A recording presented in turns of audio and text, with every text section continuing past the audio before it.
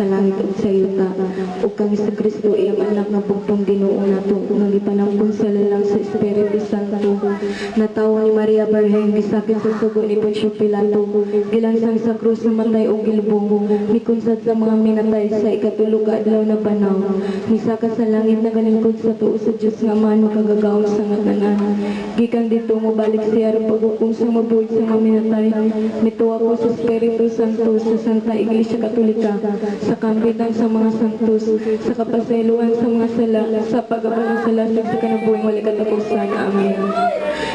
Ginoong Hesus, nagpasalamat ko. Hindi mo ako.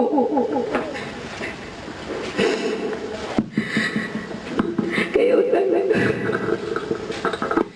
utang ni mo nga akong kinabuhing Ginoo. O sa akong mga pamilyasan. Bisan pang manong si Divin nagtabang sa mga tao Ginoong nagpasalamat sa kong Ginoo nga niya si Divin ako. Ginoong Hesus, pasayluwatan ko sa mga sala Ginoong Hesus nga nakasapo sa wayan si katao.